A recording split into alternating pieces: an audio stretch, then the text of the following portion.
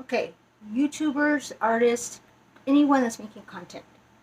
If you want to get sponsors, please know what sponsors you want to go after. It's like saying if you say I don't care, I don't care who I get. That's kind of sad because that means you'll do anything for a check.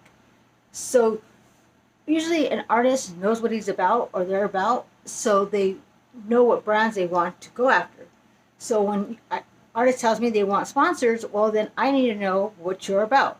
And if you don't know what brands, like you should at least know 3 brands that you want to go after from the get go, because that represents who you are. So I always tell artists when I try to tell artists to find out what they're about, I ask them, so what's your thing? They say music, culture, activism, whatnot. No, what made you fall in love with music, culture, activism, all that stuff? There was a moment you made you fall in love with it. Go back to that moment. So that gives you the purpose. So when you find the purpose, then you know your message, what you want to be represented by. So the second thing I would tell you to do after you figure out that part, your purpose and what you want to put out there, is go through all your comments on all your platforms and pick out 5 comments that are negative or that you would think are negative.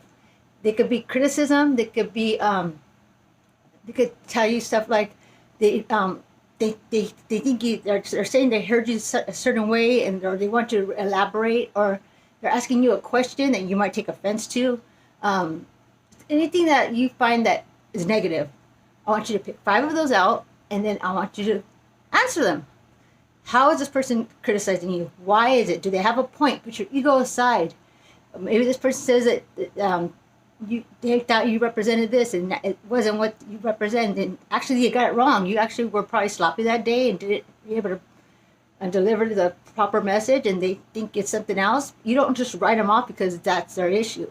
It's your issue, because when you care about what you are putting out there, what you actually do, the purpose, the mission, your message, you want everyone you meet to know that message. And you want to make sure that everyone gets it correctly. So it should bother you. And then I would say the third thing I would do after you figure out why you got into this, I would say go ahead, after you get figured out why you got into this, and then you figure out people's criticism of you, and answer those questions. Yeah, some like deep diving. Actually, it is real some deep diving. The third thing I would tell you to do is pick a nonprofit that you would give 10% of your earnings to. Figure out what nonprofit that would be. And it's funny how it's going to take some time to think of that, because when it talks about giving the artists' money away, they want to start to be selective all of a sudden. But they want sponsors like nothing. But when it's their money going out, now they're going to start thinking about who would I want my money to be going to support.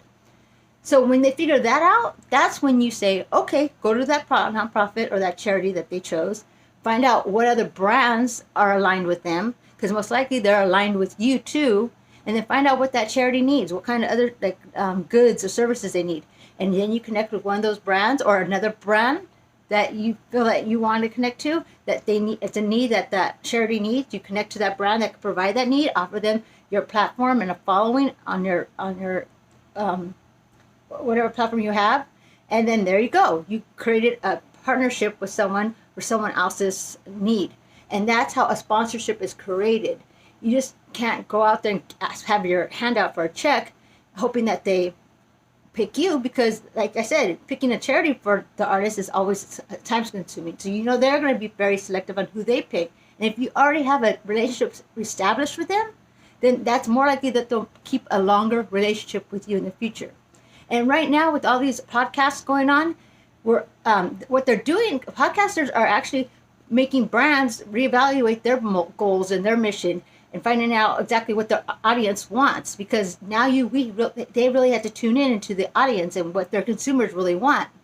And the podcasts are kind of doing like a cattle call for them. Actually, they're going to end up saving them a lot of money, because they're going to end up saving on advertisement, trying to get to that one consumer out there, like roaming around. With these podcasts, these content creators have a specific way of thinking, and their audience have the same like-minded way of thinking. So if a brand has a consumer that has the same like-minded way of thinking, they're going to go to that podcast, and it's all right there. They're doing a cattle call for them. It's going to be like pretty much where your consumer's at, and they're going to want to align with that influencer or podcaster or whatnot. So there's a lot of opportunity out there. It's just about how you go about it.